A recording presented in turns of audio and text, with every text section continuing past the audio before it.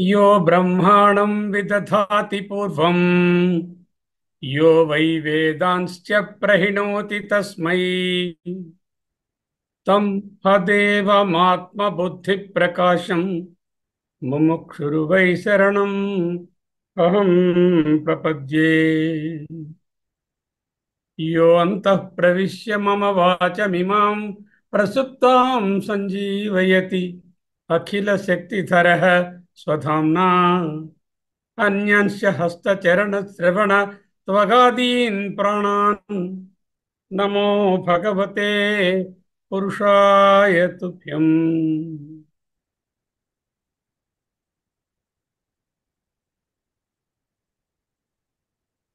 गिरामाहृदेवीं द्रुहिणगृहिणीम् आगमविदो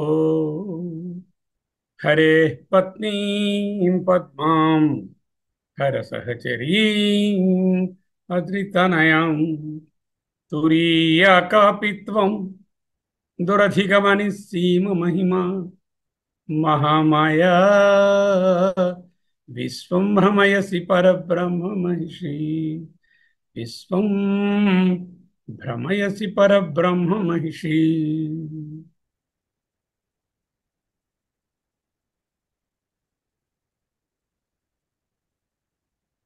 शास्त्रं शारीरमीमांसा देवस्तु परमेश्वरः आचार्याः शंकराचार्याः सन्तु मे जन्म जन्मनि। శ్రీ శంకర భగవత్పాద ప్రసాదిత సౌందర్య లహరి అధ్యయనంలో ఉన్నాం. అద్వైత అధ్యయన భారతీయ అధ్యయనం 28 శ్లోకాలను భగవత్పాదుల అనుగ్రహంతో అధ్యయనం చేసుకున్నాం.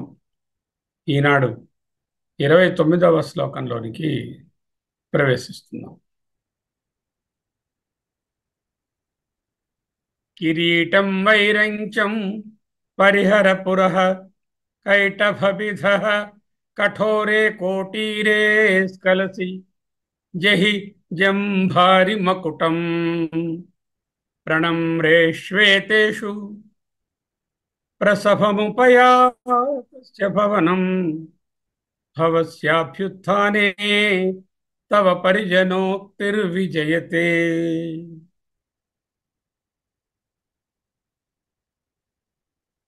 ఈ శ్లోకాన్ని అధ్యయనం చేయడంలో కొంచెం కష్టం ఉంది.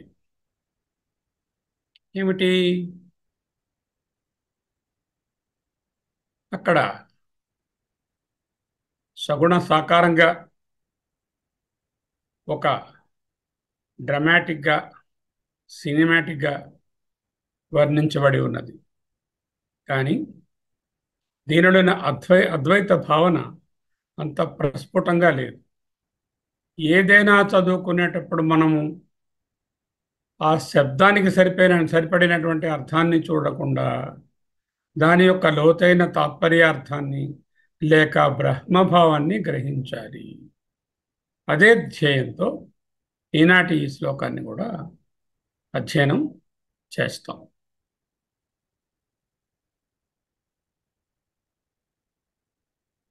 కిరీటం వైరంచం పరిహరపురః कैटभविधः कठोरे कोटीरे स्खलसि जहि जम्भारि मकुटं प्रणम्रेष्वेतेषु प्रसभम् उपयातस्य भवनं भवस्य अभ्युत्थाने तव परिजनोक्तिर्विजयते। किरीटं वैरिञ्चं परिहरपुरः कैटभविधः कठोरे कोटीरे स्खलसि जहि जम्भारि मकुटं प्रणम्रेषु एतेषु प्रणम्रेषेत्वेषु प्रसभम् उपयातस्य भवनं भवस्य अभ्युत्थाने తవ పరిజన ఉక్తి పరిజనోక్తిర్ విజయతే పరిజనోక్తి విజయతే పరిజనోక్తిర్ విజయతే. ఇది వర్డ్ స్ప్లిట్, పదచ్ఛేదం. ఇక దండాన్వయం అంటే సెంటెన్స్గా రాసుకుంటే ఎలా ఉంటుంది? తవ భవనం భవస్య ఉపయాతస్య సమయే, తవా నీ యొక్క భవనం భవనమును భవస్య భవనిచే ఉపయాతస్య సమయే ఆ ఈశ్వరుడు భవుడు వచ్చినటువంటి తరుణంలో ప్రసభం తవ అభ్యుత్థానే ప్రతి, ప్రసభం శీఘ్రంగా వేగంగా తొట్టుపాటుతో తవా నీ యొక్క అభ్యుత్థానే లేచి నిలబడి ఎదురు పెడుతున్నా అమ్మ. దానిని దృష్టిలో పెట్టుకొని పురహ వైరంచం కిరీటం పరిహర, ఇదిగోనమ్మా నడిచి వెళ్తున్నావు చూడు, దారిలో బ్రహ్మదేవుని యొక్క కిరీటము ఉన్నది. కైటభిత కఠోరే పోటీరే కలసి, ఇక్కడ విష్ణుమూర్తి గారి కిరీటం ఉన్నది దారిలో, నువ్వు గబుక్మని లేచి తొందరగా వెళ్ళిపోతున్నావు. స్కలసి జారిపోతావేమో చూసుకో తగిలి, ఆ కోటీరం అంటే ఆ మకుటం ఆ కిరీటం. జంభారి మకుటం జహి, అదిగో ఇంద్రుడు గారి కిరీటం, దాన్ని తప్పించుకుని నడవవమ్మా, జహి విడవమ్మా. ఏతేషు త్వయే ప్రణమ్యేషు, ఈ ముగ్గురు కూడా, ఈ ముగ్గురు ఇంకా చాలామంది దేవతలు, త్వయే నీ కొరకు ప్రణమ్రేషు నమస్కారాలు చేస్తున్నటువంటి తరుణంలో ఇత్యాది తవా నీ యొక్క పరిజనోక్తి విజయతే, పరిజనుల యొక్క మాటలు సర్వోత్కర్షముగా నుండును గాక. మళ్ళీ చదువుతున్నాను వినండి సెంటెన్సెస్. తవ భవనం భవస్య ఉపయాతస్య సమయే, నీ భవనమునకు భవుడైనటువంటి ఈశ్వరుడు ఉపయాతస్య సమీపించి లోపలకు వస్తున్న సమయంలో ప్రసభం తవ అభ్యుత్థానే ప్రతి, తొందరగా తొట్టుపాటుతో నీవు లేచి ఎదురు వెళ్ళే సమయాన్ని పురస్కరించుకుని పరిహర పురః వైరించం కిరీటం పరిహర, మనం వెళ్ళే దారిలో ఆయన సాష్టాంగ నమస్కారం చేస్తున్నారు బ్రహ్మగారు. ఆయన కిరీటము అడ్డుగా ఉంటుంది, కొంచెం చూసుకుని పరిహర విడు, తప్పించుకో, వదులు. కైటభీద అంటే విష్ణుమూర్తి గారి కఠోరే కోటీరే, కఠినమైనటువంటి కిరీటం. ఎందుకు? అందులో రత్నాలు మణులు బంగారం అవన్నీ చేర్చి ఉన్నాయి కాబట్టి ఆ కిరీటం కానీ నీ కాళ్ళకి తగిలితే స్కలసి జారిపోతావేమో చూసుకో అంటూ హెచ్చరిక చెప్తుంది. జంభారి మకుటం, జంభారి అంటే ఇంద్రుడు, ఇంద్రుడు గారి యొక్క మకుటం కిరీటం జహి, దానిని విడు, దాన్ని తప్పించుకో. ఏతేషు ఈ దేవతలందరూ కూడా త్వయే నీ కొరకు ప్రణమ్రేషు సాష్టాంగ నమస్కారాలు చేస్తుండగా ఇత్యాది వచనం తవ పరిజనోక్తి, పరిజనుల యొక్క మాటలు విజయతే సర్వోత్కర్షముగా నుండును కాక. జయతే విజయతే, బాగు చాలా బాగున్నాయి, అదే అర్థం. హే దేవి, పురహ నీ ముందున్న వైరించం, విరించి అంటే బ్రహ్మగారు, విరించికి సంబంధపడ్డది వైరించం, వైరించం కిరీటం బ్రహ్మగారి కిరీటం, విరించి కిరీటాన్ని వైరించం కిరీటం. పరిహర బదలి దూరముగా నడుము. కైటభ భిద, కైటభుడనే రాక్షసుని భేదించినవాడు, చంపినవాడు, వధించిన విష్ణువు యొక్క కఠోరే రత్నాలు పొదిగినటువంటి బంగారంతో చేయబడినటువంటి కఠినమైన కోటీరే కిరీటము తగులుట వలన, తగలుట వలన కాదు, తొట్టుపడి స్కలసి చారిదవేము. జంభారి జంభుడను రాక్షసుని సంహరించిన దేవేంద్రుని, జంభారి అంటే అగ్ని అని కూడా అర్థం చెప్పవచ్చు, మకుటం కిరీటాన్ని జహి వదిలి తప్పించుకొని నడవవమ్మా అంటూ వీళ్ళు హెచ్చరిక చెప్తున్నారు. ఎవరు? పరిజనులు. అని ఈ విధముగా ఏ తేషు అంటే ఈ బ్రహ్మగారు, ఏ విష్ణువు గారు, ఈ ఇంద్రుడు గారు మొదలైన ఇతర దేవతలందరూ ప్రణమ్రేషు నమస్కరించుచుండగా, వాళ్ళు మామూలుగా నమస్కరిస్తే వాళ్ళ కిరీటమును ఈమె పాదాలకు తగిలే అవకాశం లేదు. వాళ్ళు సాష్టాంగ దండ ప్రణామం చేసి నేల మీద పడుకొని ఉంటే ఈమె నడుస్తున్నప్పుడు కాళ్ళకి తగులుతాయి అనే అర్థం స్ఫురిస్తూనే ఉంది. భవనం, నీ భవనమునకు ఉపయాతస్య వచ్చియున్న, భవస్య నీ పతియగు భౌనికి ప్రసభం వెంటనే శీఘ్రంగా తొట్టుపాటుతో తవ అభ్యుత్థానే, అభ్యగ అభ్యు బొమ్ముండ అభ్యుత్థానే నీవు ఎదురు వెళ్ళు సమయముందు తవా నీ యొక్క పరిజన ఉక్తి చెలికత్తెల హెచ్చరింపు పరుపులు విజయతే ప్రశంసింపదగినవి, సర్వోత్కర్షతో విరాజిల్లుతున్నవి. అలా మంచి డ్రమాటిక్గా, సినిమాటిక్గా, కళ్ళకు వీడియోగ్రాఫ్ కట్టినట్టుగా వ్రాయబడి ఉంది. తల్లి, నీ మందిరానికి నీ పతి అయినటువంటి పరమేశ్వరుడు వచ్చిన తరుణంలో నీవు వెనువెంటనే చల్లని వచనములతో ఎదురోగి, చల్లని వచనములతో ఎదురేగి ఆయనను స్వాగతించుటకు ముందుకు సాగే ప్రయత్నంలో తొట్టుపాటుతో ఉండగా దారిలో నీకు సాష్టాంగ దండ ప్రణామములు ఆచరించుచున్న బ్రహ్మ, విష్ణు, ఇంద్రాదుల యొక్క కిరీటములు అడ్డు తగిలి నీవు జారవచ్చునేమో అని నిన్ను హెచ్చరిస్తూ, అమ్మా, నీ ముందు భాగంలో ఉన్న వీరి కిరీటాలను తప్పించుకుని జాగ్రత్తగా నడవమ్మా అని నీకు హెచ్చరిక చెప్పే నీ పరిజనుల పరుపులు సర్వోత్కర్షగా ప్రకాశిస్తున్నాయి. చూడండి ఈ వీడియో. అమ్మ, పెద్దమ్మ, ముగ్గురమ్మల మూలపుటమ్మ పరాశక్తి పెద్ద బొట్టు పెట్టుకొని చక్కగా జుత్తు అలంకరించుకొని పువ్వులు పెట్టుకొని ఒక మంచి అతి విలువైనటువంటి పట్టుచీర కట్టుకొని రత్నాలతో పొదిగిన ఆభరణాలను ధరించుకొని ఒక బంగారు సింహాసనంలో కూర్చుని చక్కగా కొలువుదీరి ఉన్నది. అంత కథ చెప్తున్నా వినండి, ఇది కథ. కొలువుదీరి ఉన్నది. ఆ కొలువుదీరి ఉన్న సమయంలో ఈ బ్రహ్మగారు, విష్ణువు గారు, ఇంద్రుడు గారు, ఇంకా మిగతా దేవతలందరూ కూడా ఈమెకు తమ తమ నమస్కారాలను తెలియజేసుకోవడానికి వచ్చి అలా సాష్టాంగ దండ ప్రణామములు చేస్తూ నేలను పడుకుని ఆమెకు నమస్కరిస్తున్నారు. ఈ లోపల ఏమిటైంది?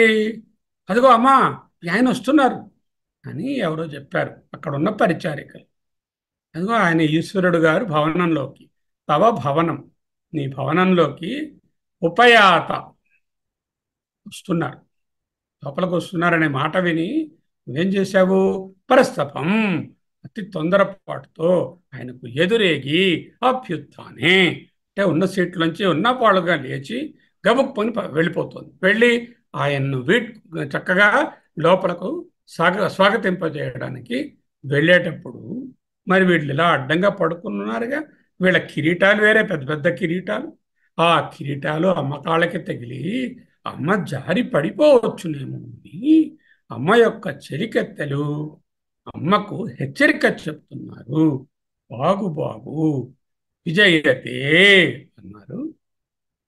ఆదిశంకరుడు, అద్వైత గురువులు, ప్రపంచానికే అద్వైతాన్ని ఇచ్చినటువంటి ఆ మహానుభావుడు ఈ విధంగా ఒక అమ్మ కూర్చోవడము, దానికి ఎదురుగా దేవతలు వేరువేరనే భావము, వాళ్ళందరూ కిందని పడుకోవడము, ఈ శివుడనే ఆయన వేరేగా ఉండి ఆయన ఈమె దగ్గరకు రావడము, ఈమె ఎదురేగడము, ఈ తరుణంలో ఈమె పడిపోతుందేమో అని అమ్మ జాగ్రత్తగా నడు అని వీళ్ళు హెచ్చరిక చెప్పడం చక్కగా ఉంది. వినడానికి చాలా బాగుంది కథ. సినిమాటిక్గా ఉంది, డ్రామాటిక్గా ఉంది. ఒక సినిమా తీస్తే కూడా చాలా అందంగా కూడా కానీ దీని అంతరార్థం ఇది కాదు.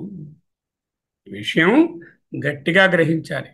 ఇంతలా నేను వీడియోగ్రాఫ్గా వర్ణించి ఇక్కడున్న విషయాన్ని మీకు చెప్తే అది మీ మనసులో పెట్టుకుని మళ్ళీ అమ్మగారు సింహాసనంలో కూర్చుంటే వీళ్ళు అడ్డంగా వచ్చారు, వాళ్ళ కిరీటాలు తగులుతాయి అనే భావనను బదలి అంతకంటే అత్యున్నతమైన అద్వైత భావనలోనికి రావలసి ఉన్నది అని ప్రార్థన.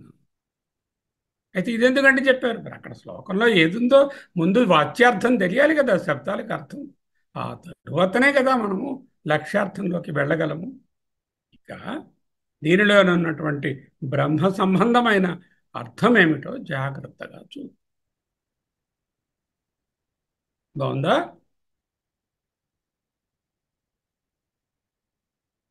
భవ భవస్య ఉపయాతస్య నుండి భవ భవము సంసారము, భవసాగరం సంసార సాగరం అంటున్నారుగా, భవ సాగరాలంటూ గమత్తుగా అంటారు కదా. భవ అనే శబ్దానికి సంసారో అస్యాస్తి ఇది భవ. ఎవనికి సంసారం ఉన్నదో అతడు భవుడు. భవ అనే శబ్దమునకు సంసారము కలిగిన వాడు. ఈ విధంగా చూస్తే మనందరము సంసారము కలిగిన వాళ్ళమే, మనమందరము భవులమే. అందరికీ పెద్ద భవుడు ఎవరు? ఆయన. అటువంటి భవుడు సంసార అస్య అస్తి ఇది. ఎవరికి సంసారమునున్నదో ఆయన భవుడు. సమ్యక్ సరతీతి సంసారం. సంసారం అంటే ఏమిటండి? క్రమబద్ధంగా నడుచున్నది అని అర్థం. సమ్యక్ అంటే సమ్యక్ సరతీతి ఇది సంసార, క్రమబద్ధంగా నడుచున్నది అని అర్థము. అంటే ఈ సంసారం అంటే ఏమిటి? కాలచక్రం, ఋతువులు, సంవత్సరాలు, గ్రహాలు, భూమి తిరగడం, సూర్యుడి గారు ఉదయించడం, ఇవన్నీ ఎంత సమ్యక్ క్రమబద్ధంగా నడుస్తున్నాయి. ఇదే సంసారం. ఈ సంసారానికి ఎవరి యందు సంసారము ఆరోపించబడి ఉన్నదో ఆయన భవుడు. ఉపయాత భవస్య ఉపయాతస్య అని ఉంది పోయింది. ఉపయాత, యాత అంటే వెళ్ళడం, ఉపయాత అంటే రావడం, సంసారంలో ప్రవేశించడం. అంటే ఏమిటి? చైతన్య రూపంగానున్నటువంటి పరబ్రహ్మము సంసారంలో ప్రవేశించింది. ఆ ప్రవేశించడాన్ని ఉపయాతస్య అంటున్నారు. ఎక్కడ ప్రవేశించారు ఆయన? తస్య భవనం, నీ భవనం. నీ అంటే ఎవరిక్కడ? శక్తి స్వరూపుడు. శక్తి స్వరూపుడి యొక్క భవనానికి ఈ చైతన్య స్వరూపముగా ఉన్నటువంటి ఆయన ప్రవేశించారు. అంటే శక్తి వేరు, ఆ ప్రవేశిస్తున్న ఆయన వేరు. వేరా? ప్రస్తుతానికి వేరు అందాం ఒక సెకండ్, తరువాత కాదని చెప్పేస్తాం. నీ భవనమునకు అంటే శక్తి స్వరూపిణి అయిన నీ యొక్క భవనానికి ఉపయాతస్య భవ అంటే భవుడు, సంసారము కలిగిన వారు. సంసారము కలిగినటువంటి పరబ్రహ్మము. ఇంతకుముందు పాపం సంసారం లేదు. ఎందుకు? ఆయన అవ్యక్తంగా, అవ్యక్తంగా ఒక్కడే ఏకమేవ అద్వయం. గుణాలు లేవు, ఆకారాలు లేవు, భాగాలు లేవు, ఏ రూపాలు లేవు. అలా అవ్యక్తంగా ఉన్న పరబ్రహ్మము బహుశ్యాం ప్రజయతి, నేను అనేకముగా అగుదునుగాక సైక్షాం చక్రే.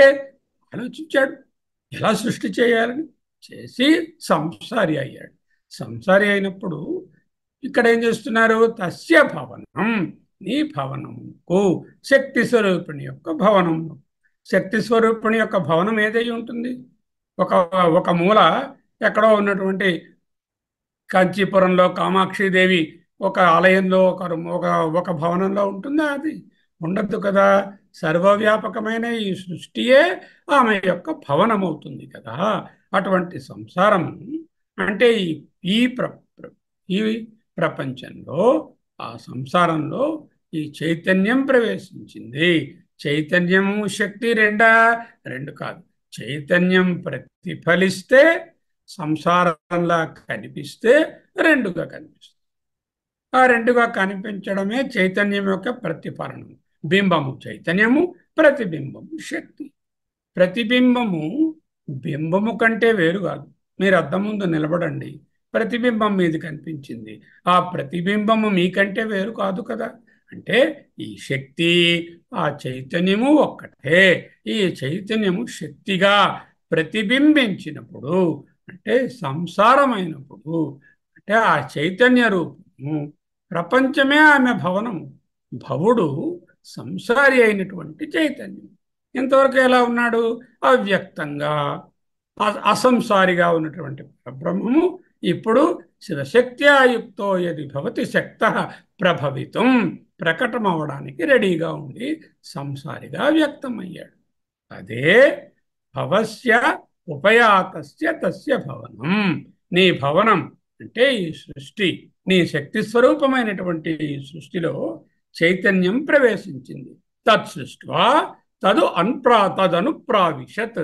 దేనినైతే ఆయన ప్రతిఫలనంగా సృష్టించి ఆ ప్రతిఫలనందు తాను కూడా లోపల ఉన్నాడు అన్నట్టుగా వ్యాప్య లోకాన్ అని మనం చదువుకున్నాం మాండూక్యంలో. వ్యాప్య లోకాన్, లోకాన్ అంటే సర్వ ప్రాణులలో ప్రవేశించాడు. అన్ని ప్రాణులలోనూ వ్యాపించి ఉన్నాడు. చైతన్య శక్తి, చైతన్య శక్తి సమాహారమే సంసారం. ఆ సంసారంగా వ్యాప్య లోకాన్ని అక్కడ చెప్పేశారు కదా, ప్రజ్ఞాన అంశుప్రతానై అని. ఆ అంశుప్రతానములే ఈ ప్రతిబింబము. ఎప్పుడు జరిగిందంట ఇది? ఈయన ఇలా ప్రవేశిద్దాం అనుకున్నాడు, ఆ శక్తి అలా వెంటనే ఆయనకి ఎదురొచ్చేసింది. అంటే ఇద్దరూ ఒకేసారి, ఈయన అనుకోవడం ఏమిటి? ఆ సంసారం. ఇవాళ అనుకుని ప్లాన్ వేసుకుని 100 ఏళ్ల తర్వాత నెమ్మదిగా ఒక్కొక్కటి తయారు చేసాడు, అలా కాదు కదా. ప్రసభం, వెంటనే, తొందరగా, ఒక్క ఉదుటున, యుగపత్, ఒకేసారి. అభ్యుత్థానే, తవ అభ్యుత్థానే ప్రసవం. నీవు వెంటనే లేచి ఎదురేగడం అంటే చైతన్యము శక్తిగా మారిన తరుణంలో చైతన్యం శక్తి ఒక్కటే అయిపోయి ఆ సమాహారంగా సంసారంగా ఒక్కసారే ఏర్పడ్డాయి.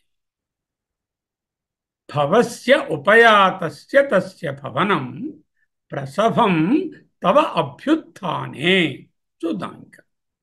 తవ అభ్యుత్థానే, సకల శక్తి స్వరూపములు ప్రకటమగుట. అభ్యుత్థానే అంటే 2 అర్థాలు ఉన్నాయి. ఒకటేమిటి?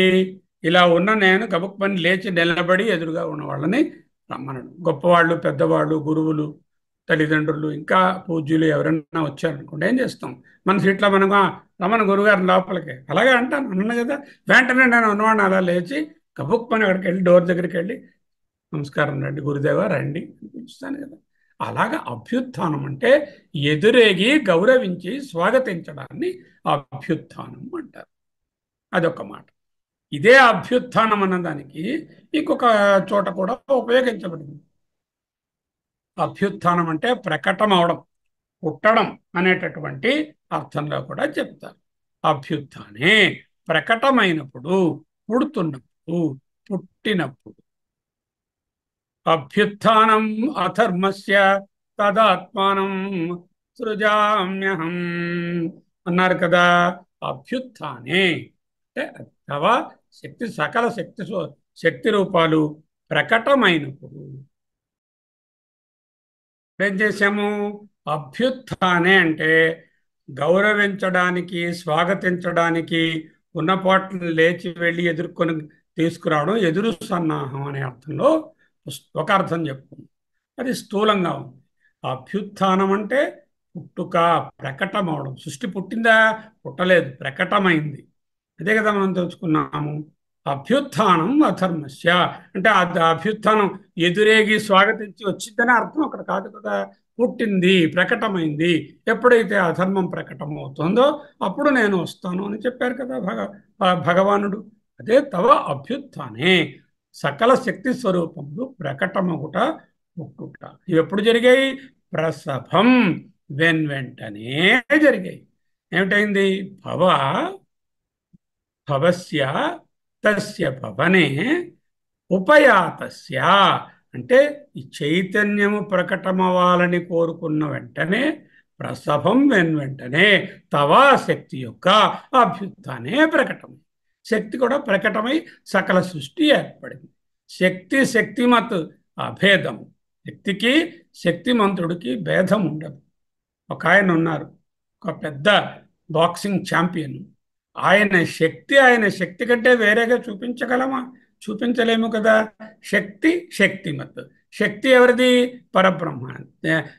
ఈ ఈ కనిపిస్తున్నటువంటి ప్రకటమైన సృష్టిది. శక్తిమాన్, శక్తిమత్ ఎవరు? అగో పరబ్రహ్మ. ఇదే ఇది. ఆ బింబమే ఈ ప్రతిబింబం.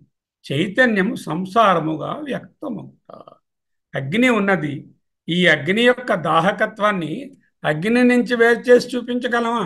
ఇదిగో ఇది అగ్ని అండి, ఇది దాని తలక వేడండి, లేకపోతే దాని ప్రకాశం అండి అని వేరే చూపించగలమా? చూపించలేం కదా. అంటే శక్తి శక్తిమత్ అభేదం. అట్లే శివశక్తులకు అభేదము.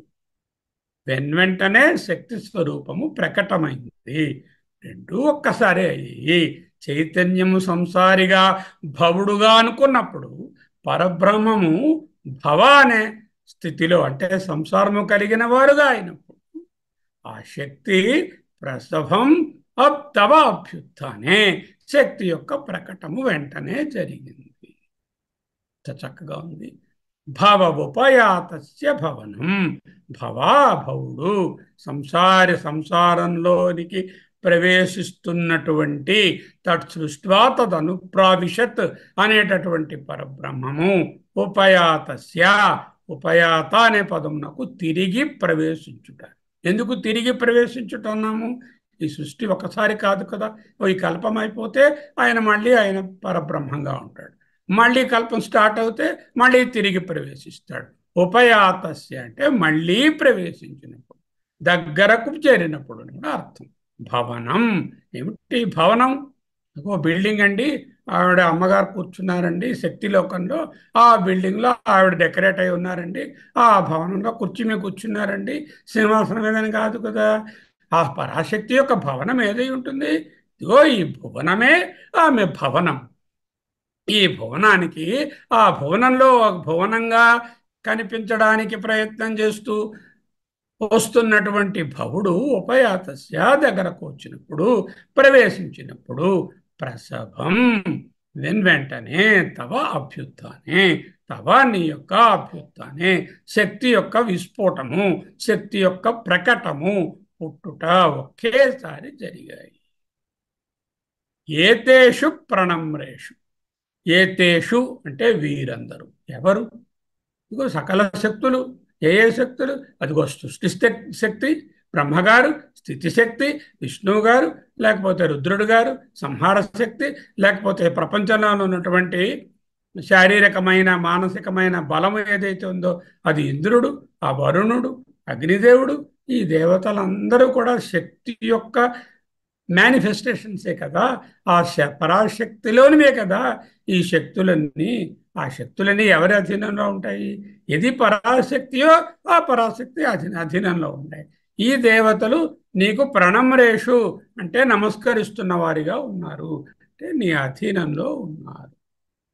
అంటే ఆ పరాశక్తి అధీనంలో ఉన్న ఆ శక్తులు అక్కడే ఉన్నాయి. ఆమె వేరు, ఆమె శక్తులు వేరు కాదు కదా. మళ్ళీ ఆమె శక్తులు ఆమెయు ఒకటే. ఆమెయు ఆ శక్తివంతుడైనటువంటి భవుడు ఇద్దరూ ఒక్కటే. ఈ ఏకత్వాన్ని చూడాలి. బ్రహ్మ, విష్ణువు, ఇంద్రుడు మొదలైన దేవతలు శక్తికి అభిన్నులు, వేరు కాదు. ఆ పరాశక్తి రూపమై సృష్టి కార్యాన్ని నడపడానికి ఇదిగో ఇది హోమ్ మినిస్ట్రీ, ఇది హెల్త్ మినిస్ట్రీ, ఇది ఎక్స్టర్నల్ అఫైర్స్, ఇది కామర్స్ అని వేరువేరు విభాగాలు ఈ స్వతంత్ర భారత్కి ఏ విధంగా ఉన్నాయో అదే విధంగా ఇక్కడ కూడా ఈయన బ్రహ్మ, ఈయన సృష్టి చేస్తారు, ఈయన విష్ణువు ఈయన మెయింటైన్ చేస్తారు, ఈయన ఇంద్రుడు సకలమైన బలాలన్నీ ఈయనే కూరుస్తాడు, ఈయన రుద్రుడు ఈయన మళ్ళీ డిజాల్వ్ చేస్తారు అనేటటువంటి డివిజను సృష్టి కార్యాన్ని నడపడానికి వేరువేరుగా చెప్పుకోవడమే కానీ వేర్వేరు తత్వాలే కానీ వేర్వేరు వ్యక్తులు, లోకాలు, పెళ్ళాలు, పిల్లలు, సంసారము ఉండదు కదా వాళ్ళకి. బ్రహ్మ, విష్ణువు, ఇంద్రుడు మున్నగు దేవతలందరూ శక్తికి అభిన్నులు. ఆ పరాశక్తి రూపమై సృష్టి కార్యాన్ని నడపడానికి వచ్చారే గాని అక్కడ వేరుగా చెప్పడము వాళ్ళు శక్తి కంటే ఇతర పరాశక్తి కంటే మిగిలిన శక్తులు వేరని చెప్పడానికి కాదు. మరి కిరీటాలు రాశారండి, వాటి కిరీటాలు ఒకటి ఉన్నాయన్నారు, కిరీటాలు తప్పించుకో పడిపోతావు అంటున్నారు. మరి దాన్ని ఎలా ఎక్స్ప్లెయిన్ చేస్తామండి? కిరీటం అంటే ఏమిటండి? ఇంకెవరికైనా కిరీటం పెట్టండి, కిరీటం పెట్టారంటే ఆయనకు ఒక పవర్, వారి వారి ప్రభుత్వానికి సూచన. చెప్పారు కదా ప్రశ్నోపనిషత్తులో, ఏ ఈ గ్రామాన్ని నువ్వు పరిపాలించు, ఈ గ్రామాన్ని నువ్వు పరిపాలించు, ఈ గ్రామాన్ని నువ్వు పరిపాలించు అంటూ రాజుగారు వేరు వేరు గ్రామాలకు అధినేతలను ఇచ్చినట్లుగా ఒక్కొక్క శక్తికి ఒక్కొక్క ఇంద్రియానికి ఒక్కొక్క పనిని అప్పచెప్పి పరమాత్మ చేశాడు అంటూ చదువుకున్నాం. అలాగే ఈ సృష్టి అనే కార్యాన్ని నీవు చేయవయ్యా అని ఆయనకు ఒక కిరీటం పెట్టారు, అది బ్రహ్మగారు అన్నాం. అలాగే నువ్వు స్థితి అనే కార్యాన్ని మీరు చూడండి అయ్యా అంటూ విష్ణువు గారి తల మీద ఒక కిరీటం పెట్టాం. అంటే ఓ ప్రభుత్వాన్ని, ప్రభుత్వం అంటే అథారిటీ అని కాదు, దానిని చక్కగా నడిపే సామర్థ్యం ఒక గ్రూప్ ఆఫ్ శక్తులకు అందించారు అని అర్థం. అలాగే ఇంద్రుడు, ఆయనకు ఒక కిరీటం. ఈ కిరీటాల ప్రస్తావన అంతా కూడా వాళ్ళ వాళ్ళ ప్రభుత్వానికి సూచకం. అంతేగాని ఏవో బంగారు కిరీటాలు ఉన్నాయి, అవి గుచ్చుకుంటాయి, తగిలి ఎవరో పడిపోతూ ఉంటారు, అలా పడిపోవడానికి తల్లికి ఏమైనా తెలియదా ఏమి? సర్వశక్తివంతురాలైన ఆమె చ్యుతి ఎలా అడుగుతుంది, ఎలా జారుతుంది, ఎలా కలసి అవదు కదా. తవ పరిజన అన్నారు, అందరూ పరిజనములు నీకు ఎవరు పరిజనములు అయి ఉంటారు? ఎవరి గురించి మాట్లాడుతున్నాం మనం? మన ఇంట్లో ఉన్నటువంటి ఒక పెద్దమ్మగారి పరిజనము, పరిచారికల గురించి మాట్లాడుతున్నాము కాదు కదా. ముగురమ్మల మూలపుటమ్మ అయినటువంటి ఆ పరాశక్తి, ఆది పరాశక్తి, వ్యక్తమైనటువంటి శక్తి రూపంగా, సృష్టి రూపంగా ఉన్నటువంటి ఆ పరాశక్తికి పరిజనం ఎవరై ఉంటారు? ఎవరై ఉంటారు? మనందరము ఆమె పరిజనం, అదొక భావన, అలా చెప్పుకోవచ్చు. ఎందుకంటే మనమే ఆమె పరిజనము.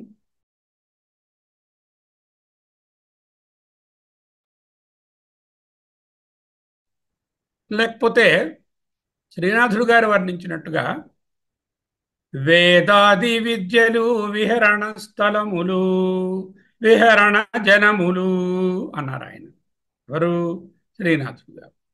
శ్రీనాథుడు గారు శృంగార నైషధం అనే కావ్యాన్ని తెలుగులోకి వ్రాస్తూ, శ్రీహర్షుడు రాసినటువంటి శృంగార నైషధాన్ని తెలుగులోనేమో తిరిగిస్తూ రాసినటువంటి ఒక అమ్మ స్థుతిలో రాసిన పద్యంలో వేదాది విద్యలు నీ విహరణ జనములు విహరణ స్థలములు. వేదాది విద్యలంటే ఉపనిషత్తులే పరిజనం.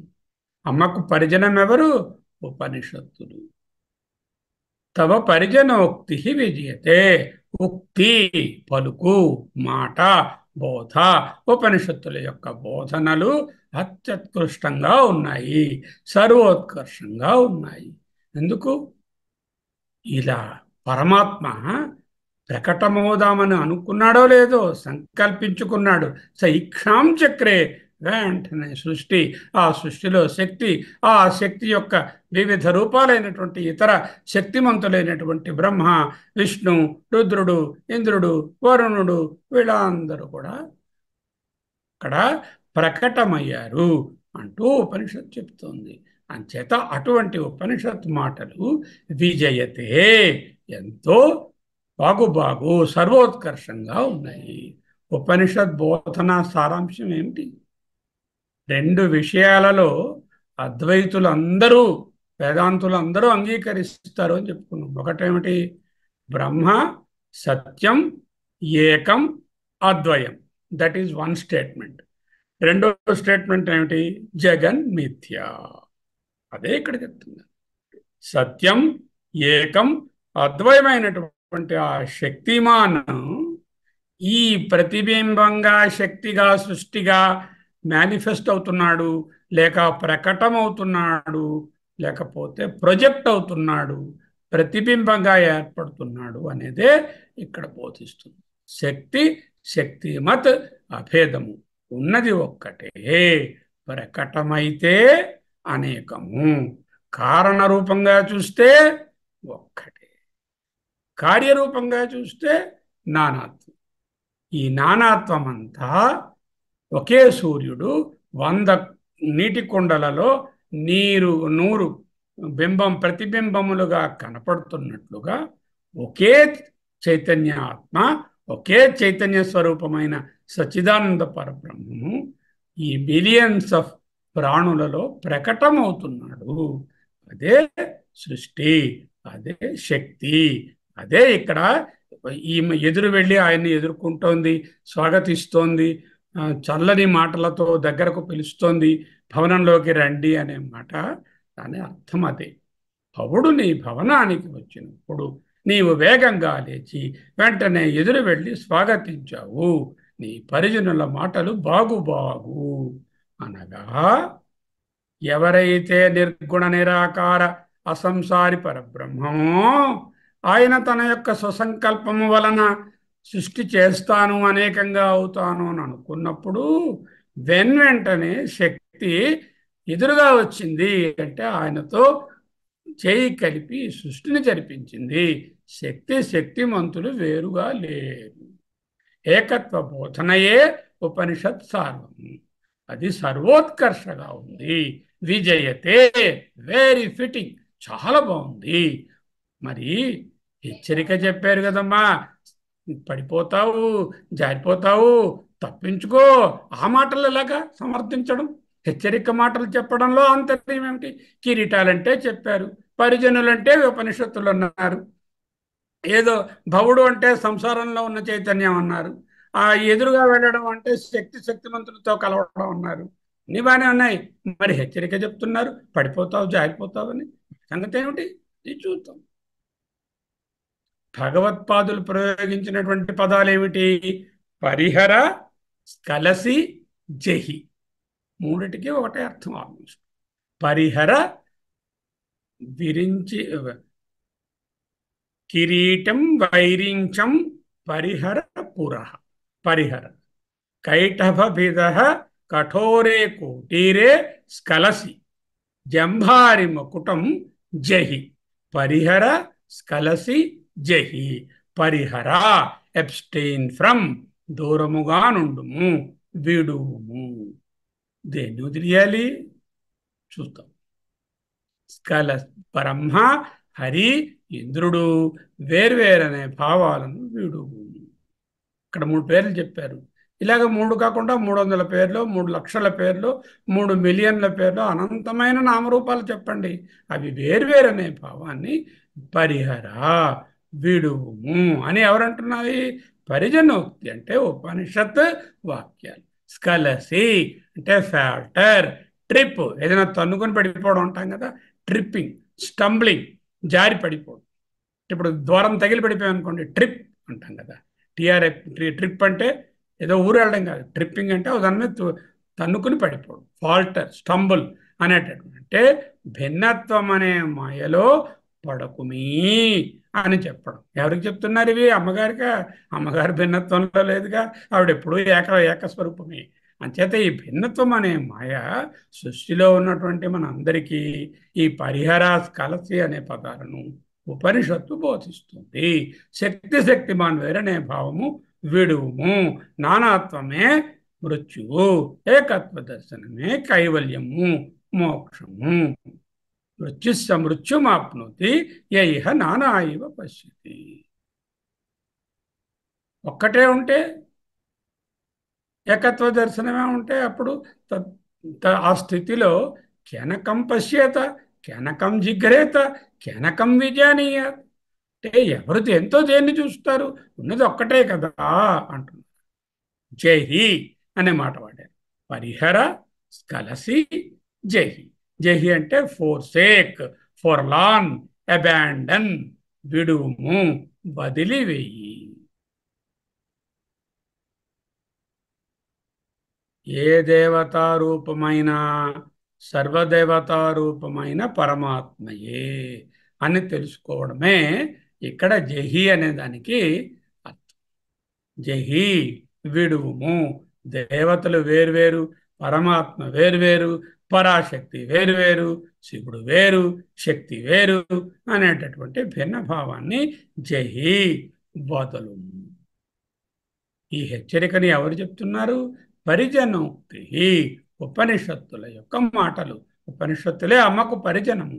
అంటే పరిజనం అంటే రెటెన్యూ, అంటే చుట్టూ ఉండేటటువంటి ఆమెతో పాటుగా ఉండి ఆమె గురించి అన్ని రకములైనటువంటి సహాయాలు చేస్తున్నటువంటి వాళ్ళు పరిజనులు. మరి ఉపనిషత్తులే కదా పరబ్రహ్మానికి పరిజనులు. ఎవరికి చెప్తున్నారు? సృష్టి రూపంలో ఉన్నటువంటి శక్తికి. ఈ శక్తి అంటే ఎవరు? సకల ప్రాణులే శక్తి కదా. హిరణ్యగర్భ బ్రహ్మగా శక్తి రూపంగా చూస్తే సమష్టి, వ్యష్టి రూపంగా వేర్వేరుగా నానాత్వంగా ప్రాణిగా చూస్తేనేమో అనేక ప్రాణులు. ఈ ప్రాణులకు పరిజనోక్తి, ఉపనిషత్తోక్తి ఏమిటి? పరిహర, కలసి, జయి. ఈ మూడు పదాలను ఈ విధంగా అన్వయం చేసుకోవాలి. ఇంకా ఉండిపోయింది. కిరీటాల గురించి మాట్లాడారు. కిరీటం అన్నారు, కోటీరం అన్నారు, మకుటం అన్నారు. ఎప్పుడు కిరీటం అన్నారు? కిరీటం వైరించం పరిహర పురః. కిరీటం కఠోరే కోటీరే స్కలసి. ఎవరిది? కైటభ. జహి జంభారి మకుటం. కిరీటం అన్నా, కోటీరం అన్నా, మకుటం అన్నా సమానార్థకాలు. మూడు ఒకే దీన్ని సూచిస్తాయి, ప్రభుత్వాన్ని సూచిస్తాయి, వాళ్ళ యొక్క ఆ డొమైన్ మీద అధికారాన్ని సూచిస్తాయి, ఆ డొమైన్ని పరిపాలించడాన్ని సూచిస్తాయి. ప్రభుత్వం అంటే అధికారి కాదు. ఎవరైతే ఎక్కువగా పనిచేస్తారో అధికం కరోతి ఇది అధికారి. అంటే ఎవరు ప్రభువు అంటే ఎవడు? అందరి కోసం ఎక్కువ శ్రమపడేవారు ఎవరైతే ఉంటారో ఆయనయే ప్రభువు. పురః కిరీటిం వైరించిం అంటే పురః అన్నారు. పురః అంటే ముందు. ముందు ఎవరిని చెప్పాలి? సృష్టి కదా ముందు చెప్పాలి. అందుకే పురః, ముందు సృష్టి, బ్రహ్మగారి యొక్క ప్రభు. కఠోరే కోటీరే కైటభవిధ. ఈ కైటభవిధ అంటే కైటభుడనే రాక్షసుని సంహరించినటువంటి విష్ణువు గారు. ఏమిటండి ఈ కైటభవిధ కదా? ఒకప్పుడు విష్ణువు గారు యోగ నిద్రలో నిద్రిస్తున్నారు. పురాణ కథ చెప్తున్నాయి ఇక్కడ. నిద్రిస్తున్నప్పుడు ఏమిటైంది? ఆయన శ్రవణేంద్రియాల్లోంచి ఇద్దరు రాక్షసులు ఉద్భవించారు. ఒకని పేరు మధువు, ఇంకోటి పేరు కైటభుడు. ఈ కైటభుడు, మధువు అనేటటువంటి ఇద్దరు రాక్షసులు ఆ ప్రపంచమంతా ప్రళయమై జలమయం అయిపోయింది కదా.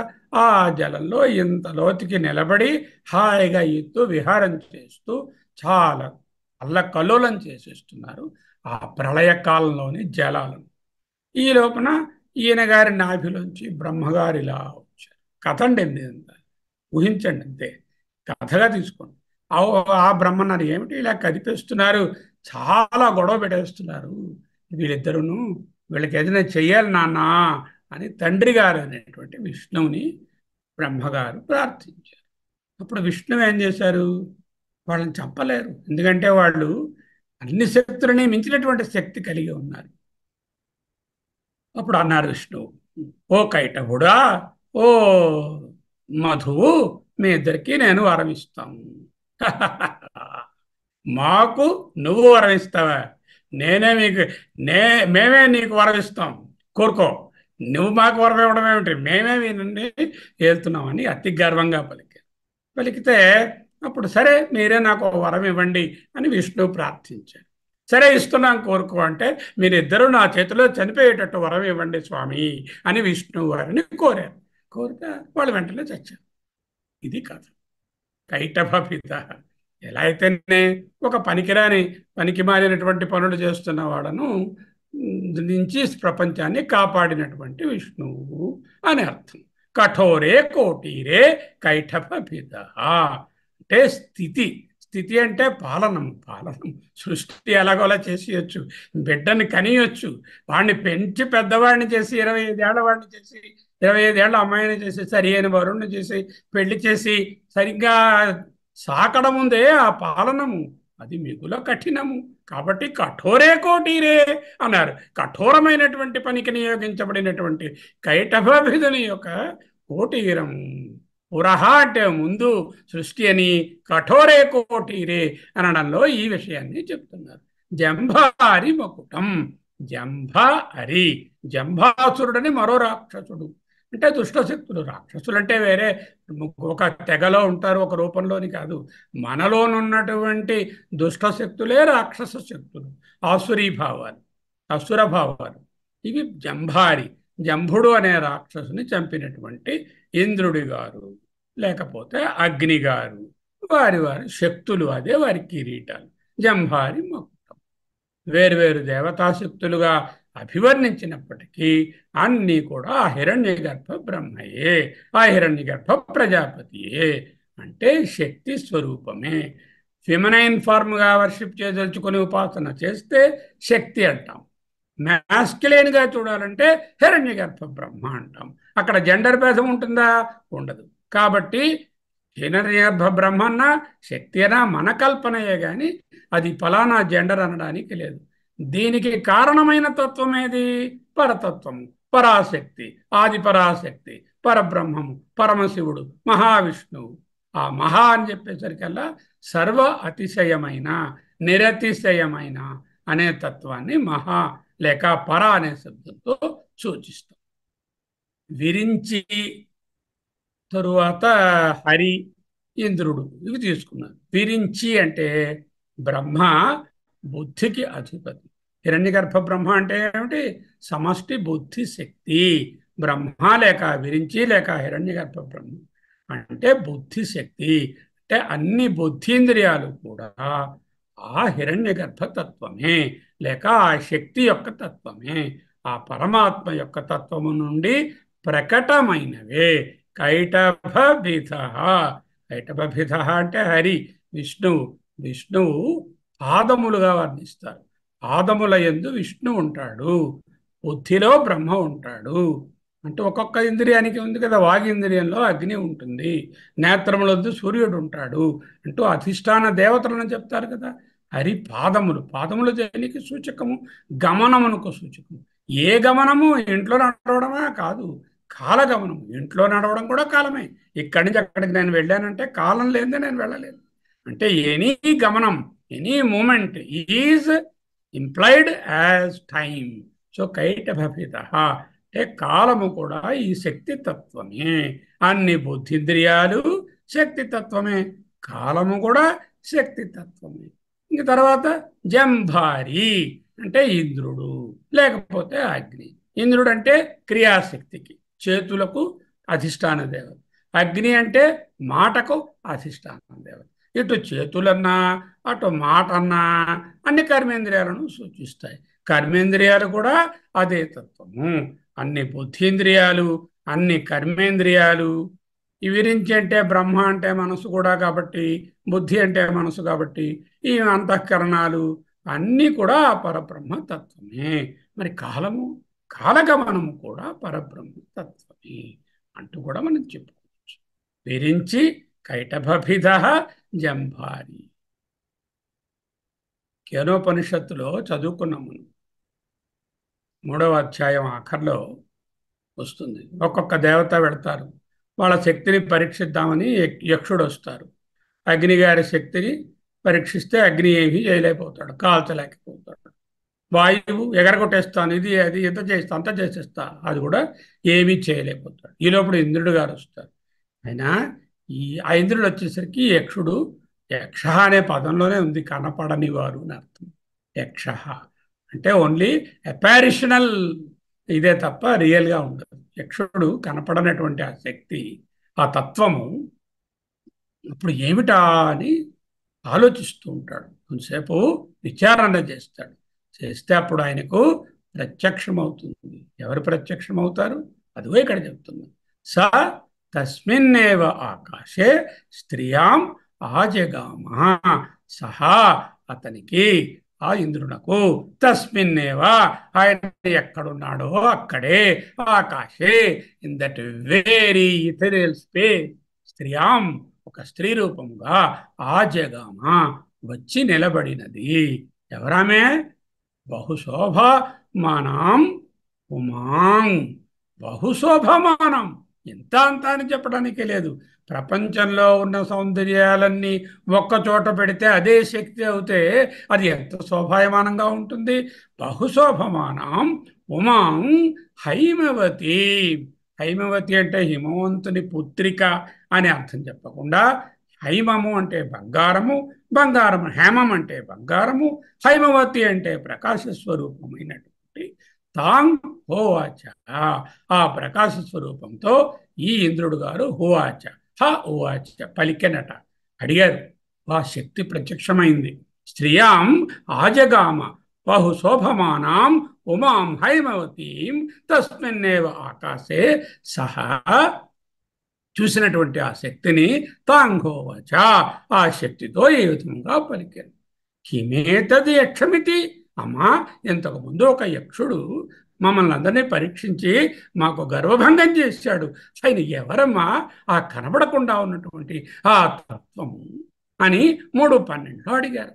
4:1 మంత్రంలో సా బ్రహ్మేతి హోవాచ, సా హ ఉవాచ, ఆమె పలికెనట. ఏమి పలికింది? బ్రహ్మ ఇతి, మీకు ఎదురుగుండా వచ్చి మిమ్మల్ని కనపడకుండా మీ తాలూకా శక్తులను పరీక్షించినటువంటిది ఆ బ్రహ్మమే అని ఆవిడ నిర్ధారణగా చెప్పేసింది. సా బ్రహ్మేతి హోవాచ. ఇక్కడ సా బ్రహ్మేతి హోవాచ అనేటటువంటి శక్తితత్వము, ఆ బ్రహ్మ అనేటటువంటి భవుడు అనేటటువంటి పరబ్రహ్మతత్వము రెండూ ఒక్కటే అంటూ ఇక్కడ చూపిస్తున్నారు. ఇక్కడ మనం ఏం చేస్తామంటే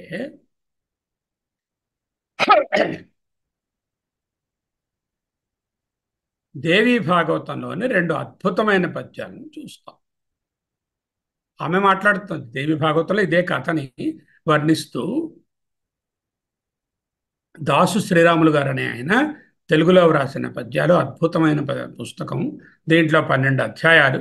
ఈ 12వ అధ్యాయంలో ఇప్పుడు మనం చెప్పుకున్నటువంటి ఇంద్రుడు ఉమాదేవి యొక్క సంభాషణ రూపంగా ఉన్నటువంటి కాంటెక్స్ట్, ఆ కాంటెక్స్ట్లో ఆమె చెప్తున్నారు. ఉమాదేవి అంటే ఏమిటి? సర్వశక్తిమతి అయినటువంటి ఈ ప్రపంచ సృష్టి అంతా ఒక్క చోట పెడితే ఏదవుతుందో ఆ తత్వమే ఆ ఉమాదేవి. ఇది మదీయము బ్రహ్మరూపం విధి జగజ్జననాస్పదంబు, ఇది నిరామయం, ఇది అనంతంబు, ఇది నిరాశ్రయమంచు. ఇది ఇది ఇది ఏది? ఆ యక్షుడు గురించి అడిగాడుగా. ఆ యక్షుడు ఎవరు అంటే పరబ్రహ్మ గురించి. మదీయము, అది వేరే కాదయ్యా, నేనేనయ్యా అది. అది బ్రహ్మరూపము, ఇది శక్తి రూపము. అది అవ్యక్త రూపము, ఇది వ్యక్త రూపము. అది బింబము, ఇది ప్రతిబింబము. అది అద్దం ముందు నుంచున్న పరబ్రహ్మము, అద్దంలో ఉన్నటువంటి ఆయన రూపమైన నేను. ఏం పద్యం అండి! ఇది మదీయము బ్రహ్మరూపం విధి జగత్ జననాస్పదం. జగత్తు జననం అంటే ప్రకటమవడానికి ఆస్పదము అంటే ఒక ఆధారము, ఆధారం ఆస్పదం. ఇది నిరామయము, ఇట్లా ఆమయము, దోషము ఏది లేదు. ఇది అనంతంబు, ఇది ఇది అని చెప్పడానికి లేదు, అనంతం. అనంతం అంటే సత్యం జ్ఞానం అనంతం బ్రహ్మ. ఇది నిరాశ్రయము, దీనికి వేరే ఆశ్రయం అక్కర్లేదు. ఇదే సర్వమునకు ఆస్పదము, ఆశ్రయము. ఇది నిరాశ్రయము అంచు అని నీమతి నిరుంగుము. ఓ ఇంద్రుడు గారు, better you know this, that this is the పరబ్రహ్మ which has appeared and tested you.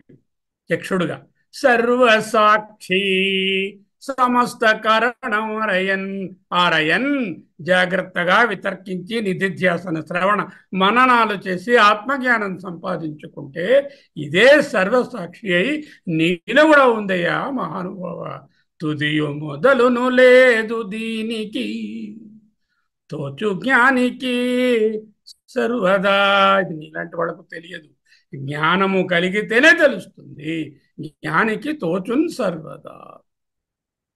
ఇది మదీయము బ్రహ్మరూపం విధి జగజ్జననాస్పదం, ఇది నిరామయమిది అనంతం, ఇది నిరాశ్రయమంచు. నీ మది నెరుంగుము సర్వసాక్షి సమస్త కారణం అరయన్, తుదియు మొదలును లేదు దీనికి తోచు జ్ఞానికి సర్వదా. తరళ అనే అద్భుతమైనటువంటి మ్యూజికల్ వృత్తంలో రాసి పెట్టారు ఆ పోయిట్. మళ్ళీ చదువుతాను వినండి. ఇది మదీయము, దిస్ ఇస్ మై సెల్ఫ్. బ్రహ్మరూప, మరి నువ్వు కనిపిస్తున్నావు, ఇది వ్యక్త రూపమయ్యా, అది అవ్యక్త రూపము. ఇది మదీయము బ్రహ్మరూపం విధి జగజ్జననాస్పదం. ఇది నిరామయమిది అనంతం విధి నిరాశ్రయమంచు. నీ మది నెరుంగుము సర్వసాక్షి సమస్త కారణ మారయన్. తుదియు మొదలును లేదు దీనికి ఉచు జ్ఞానికి సర్వదా. ఎల్ల వేదములెల్ల తపములు నెద్ది చెప్పుచునుండెడిన్. ఎల్ల వేదముల్ ఎల్ల తపములు ఎద్ది దేనిని చెప్పుచునుండెడిన్. కల్లగాదది, అది అసత్తు కాదు, అది సత్తు. బ్రహ్మచర్య ముఖంబులన్, బ్రహ్మచర్యము సత్యము మొదలైనటువంటి వ్రత దీక్షలతో గుణవద్గణంబు, అత్యంతమైనటువంటి ఉత్తమ గుణాలు ఉన్నటువంటి ఆ ఋషిగుణము, దేవగణములు, ఋషిగణములు, ధీరులు గుణవద్గణంబు ఎల్లడంతగ కోరుచుండెడి. ఎల్లడన్, ఎప్పుడూ ఎల్లప్పుడూ తగన్ బాగుగా కోరుచుండెడి. ఈ జగంబులకెల్లను తల్లి అయ్యును తండ్రి అయ్యును తనరని ఎది చెప్పేదన్. తల్లి అనుకో ఈ రూపంలో ఉంటే, ఆ రూపంలో ఉంటే తండ్రి అనుకో, లేకపోతే తల్లి తండ్రి ఆ రూపమేనయ్యా, పరబ్రహ్మమే. ఎల్ల వేదములెల్ల తపములు నెద్ది చెప్పుచునుండెడిన్. కల్లగాది బ్రహ్మచర్య ముఖంబులన్ గుణవద్గణం వెల్లడంతగా కోరుచుండెడి. ఈ జగంబులకెల్లను తల్లి అయ్యును తండ్రి అయ్యును తనరే ఈయది చెప్పేదన్. అంటూ ఆ బ్రహ్మం గురించి ఇంకా కొన్ని పద్యాలు చెప్తారు. అంత మంచి పద్యాలు. ఆ కేనోపనిషత్తు సందర్భాన్ని తీసుకుని చక్కగా ఈ ఇంద్రుడు గారితో ఉమాదేవి మాట్లాడుతున్న సందర్భాన్ని వర్ణిస్తున్న పద్యాలు. నాకు మరొకసారి చదవాలని ఉంది, మళ్ళీ చదువుతాను. ఇది మదీయము బ్రహ్మరూపం విధి జగజ్జననాస్పదం. ఇది నిరామయమిది అనంతం విధి నిరాశ్రయమంచు. నీ మది నెరుంగుము సర్వసాక్షి సమస్త కారణ మరయన్. తుదియు మొదలును లేదు దీనికి తోచు జ్ఞానికి సర్వదా. ఈ బోధ మనకే. ఎల్ల వేదములెల్ల తపములు నెద్ది చెప్పుచునుండెడిన్. కలగాదది, it is not unreal, it is not the మిథ్య జగత్. బ్రహ్మచర్య ముఖంబులన్ గుణవద్గణం వెల్లడన్ తగ కోరుచుండెడి. ఈ జగంబులకెల్లను తల్లి అయ్యును తండ్రి అయ్యును తనరని ఎది చెప్పేదన్. అంటే ఇక్కడ శక్తి రూపంగా చూసినా, ఆ శివరూపంగా చూసిన, భవుడు అంటే సంసారాన్ని పొందుతున్నటువంటి ఆ పరబ్రహ్మము, ఆ భవాని, ఆ భవునకు ఎదురేగడము అనేటటువంటి ఈ క్రియ శివశక్తి అభేదాన్ని బోధిస్తుంది. ఇతర గ్రంథాలలో సా తత్వత సమంత సత్యస్య విభోస్తత తపశ్శక్తి లీలా మహిళా వపుష హైమవతి తనుషు కుండలిని. ఉమాసహస్రమని ఒక అద్భుతమైన గ్రంథము. 1000 పద్యాలు, 1000 శ్లోకాలు. 1000 శ్లోకాలు 40 మీటర్స్లో, ఒక్కొక్క మీటర్లో 25 చొప్పున 25 × 40 వృత్తాలలో వ్రాయబడిన 1000 శ్లోకాలు. కావ్యకంఠ గణపతి ముని గారు మన రమణ మహర్షి గారితో పాటు ఉన్నటువంటి మహానుభావుడు. ఆయన ముని, కావ్యకంఠ గణపతి ముని, ఆయన వ్రాసిన ఉమాసహస్రంలోని పద్యం. సా, ఆమె ఎవరు? ఈ శక్తి. తత్వత, యథార్థంగా తత్వరూపంగా చూస్తే సమంతాత్, అంతటా, సత్యస్య విభోః తథా తపశ్శక్తి, ఆ సత్యము పరబ్రహ్మము ఆ విభుని యొక్క తపశ్శక్తియే. తపశ్శక్తి అంటే క్రియాశక్తి, ఇచ్ఛాశక్తి, జ్ఞానశక్తి, ద్రవ్యశక్తి, సకల శక్తులు ఈమెయే. సా తపశ్శక్తి. ఎప్పుడు? సత్యస్య విభోస్తథా తపశ్శక్తి తత్వత సమంతాత్, తత్వరూపంగా దర్శించిన వానికి ఈ తపశ్శక్తి, క్రియాశక్తి, జ్ఞానశక్తి ఇవన్నీ ఆ పరమాత్మ యొక్క రిఫ్లెక్షన్సే, ప్రతిబింబములే అని తెలుసుకుంటాడు. అయితే కథారూపంగా పురాణాలలో ఉమాదేవిగా, పార్వతీదేవిగా, హైమతివిగా చూడదలుచుకుంటే లీలా మహిళ వపుష, లీలా మహిళ శరీరాన్ని ధరించినటువంటి హైమవతి ఎప్పుడు పురాణ ఇతిహాసాలలో చూస్తే. అయితే మరి ఎష్టిగా చూస్తే ధనుషు ఈ శరీరాలలో కుండలిని, ఆమె కుండలిని.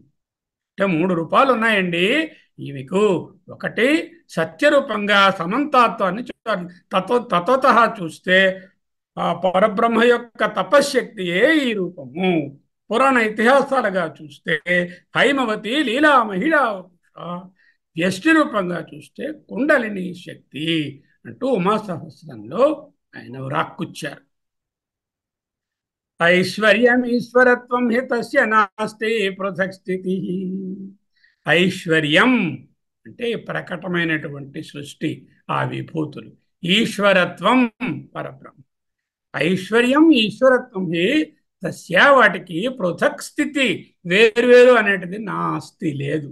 అంటే ఈశ్వరత్వానికి ఐశ్వర్యానికి వేరు లేదండి.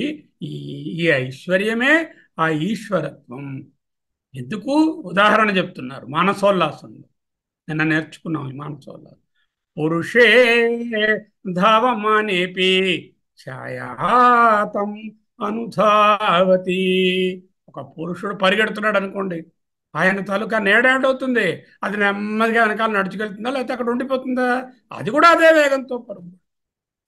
పురుషుడు అంటే ఆ పరమ పురుషుడు, ఆయన ధావమానేపి అంటే ప్రకటమైనచో ఛాయా ఇవ, ఈ ప్రపంచమంతా తం, ఆ పురుషుని అనుధావతి, అనుసరించి పరుగెడుతుంది.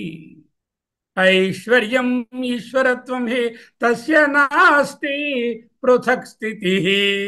పురుషే ధావమానేపి ఛాయాతం అనుధావతి. మానసోల్లాసంలో ఆఖరి ఉల్లాసంలో 10వ ఉల్లాసంలో 4వ కారిక. యది ఐశ్వర్య విప్రుద్ధి బ్రహ్మ విష్ణు శివాదయ. ఎవరండి బ్రహ్మ విష్ణు శివాదయ? యది ఎవని యొక్క ఐశ్వర్య విప్రుద్ధి, ఐశ్వర్య విభూతులే కదా. ఐశ్వర్యవంతో శాసంతే, ఈయన యొక్క ఐశ్వర్యము విభూతి వలననే ఈ పరబ్రహ్మము. యది ఐశ్వర్య విప్రుద్ధి బ్రహ్మ విష్ణు శివాదయ, ఐశ్వర్యవంతులయ్యారు అంటే ఎంతో విభూతి కలిగి ఉన్నారు. శాసంతే, ఇదిగో ఈ కిరీటాలు పెట్టుకొని ప్రభుత్వాన్ని నడిపిస్తుంది. మరైతే ఆయన ఎవరండి? సయేవ ఆత్మా. అయ్యో అది ఎక్కడో లేదే బాబు, అదే ఇది. మరి ఆయనకి ఇంకో పేరండి, ఆయనే సదాశివ. సయేవ ఆత్మా సదాశివ. మనసోల్లాసంలో 10వ ఉల్లాసంలో 6వ శ్లోకం. యది ఐశ్వర్య విప్రుద్ధి బ్రహ్మ విష్ణు శివాదయ. శివాదయ ఏ దేవత పేరు చెప్పుకో, ఇదంతా పరమేశ్వరుని, ఆ పరబ్రహ్మమి యొక్క విప్రుద్భి విభూతియే కదా.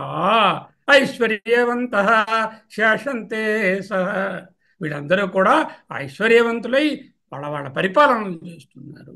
అది ఎవరండి? ఏస ఏవ ఆత్మ, అదే నా అంతరాత్మ, అదే సదాశివ. ఉన్నది ఒకే తత్వం. ఇది నేర్చుకోవడానికే ఈ శ్లోకాన్ని చదువుకుంటుంది. ఒకసారి చదువుకొని ముగించుకుందాం. కిరీటం వైరించం పరిహర పురః. కిరీటం వైరించం పరిహర పురః, అక్కడ ఆపుకోవాలి. కిరీటం వైరించం పరిహర పురః, కైటభవిదః కఠోరే కోటీరే స్కలసి. జహిజం భారి మకుటం ప్రణమ్రే శ్వేతేషు ప్రసభం ఉపయాతస్య భవనం భవస్య. ప్రసభం వేరే మాట పెట్టుకోవాలి. ఉపయాతస్య భవనం భవస్య అభ్యుత్థానే తవ పరిజనోక్తిర్విజయతే. కిరీటం వైరించం పరిహర పురః, కైటభభిదః కఠోరే కోటీరే స్కలసి. జహిజం భారి మకుటం ప్రణమ్రే శ్వేతేషు ప్రసభం ఉపయాతస్య భవనం భవస్య అభ్యుత్థానే తవ పరిజనోక్తిర్విజయతే. తవ పరిజనోక్తిర్విజయతే. ఉపనిషద్వాక్యములు సర్వోత్కర్షమగుగాక. ఓం నమో బ్రహ్మాదిభ్యో బ్రహ్మ విద్యా సంప్రదాయకర్తృభ్యో వంశ ఋషిభ్యో నమో గురుభ్య. సర్వోపప్లవరహిత ప్రజ్ఞానగణ ప్రత్యగర్థో బ్రహ్మైవాహమస్మి. సోహమస్మి. బ్రహ్మైవాహమస్మి. సోహమస్మి. సోహమస్మి. సోహమస్మి. శివోహం. శివోహం. శివోహం.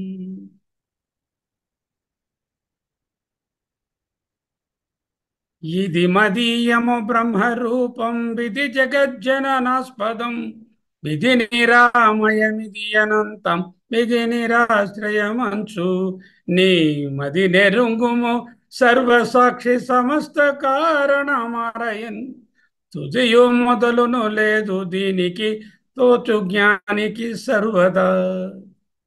ఎల్ల వేదములెల్ల తపములు ఎద్ది చెప్పుచునుండెడి కలగాదది బ్రహ్మచర్య ముఖంబులన్ గుణవద్గణంబు ఎల్ల ఎడంతగా కోరుచుండెడి ఈ జగంబులకెలనున్ తల్లి అయ్యును తండ్రి అయ్యును తనరే నియది చెప్పెదన్.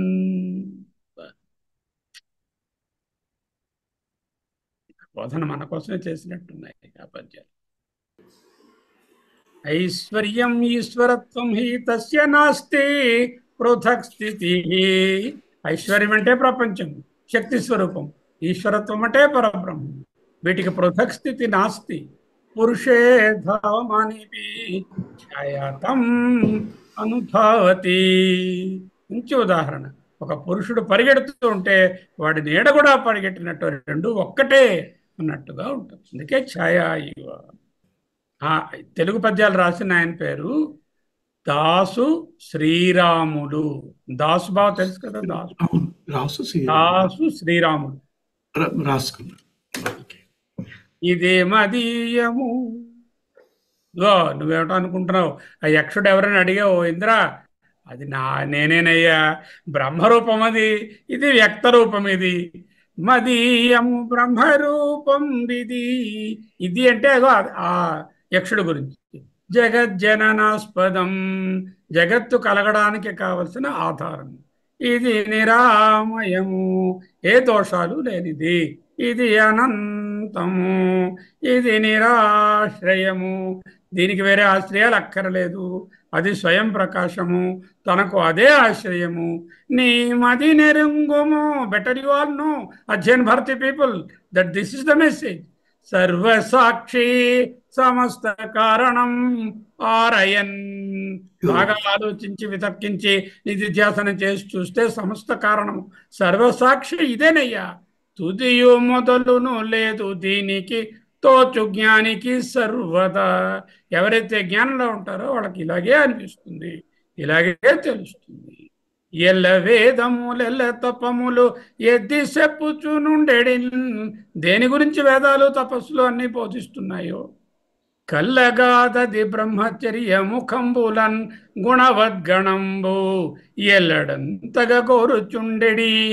గుణవద్గణం అంటే ఎవరైతే సుగుణాలతో ఉన్నారో, చిత్తశుద్ధి కలిగారో వాళ్ళు తగన్ కోరుచుండెడి. ఈ జగంబులకెళ్ళను తల్లి అయ్యును తండ్రి అయ్యును తనరే నియది చెప్పెదన్. ఈమెకి 3 రూపాలు ఉన్నాయి అంటూ చెప్తున్నారు కదా అక్కడ చక్కగాను. ఒక రూపంలో చూస్తే, తత్వతః చూస్తే సత్యము యొక్క తపశక్తి, అంటే సత్యము యొక్క క్రియాశక్తి, జ్ఞానశక్తి ఏదంటారో అది. ఇంకో లీలా మహిళా వపుష హైమవతి, అంటే పురాణాలుగా లీలలుగా కథలుగా చూస్తే ఈమె హిమవంతుని కూతురు, లేక హైమవతి పార్వతి. శరీరంగా చూస్తే కుండలిని శక్తి ఏనయ్యా ఇది అన్నారు.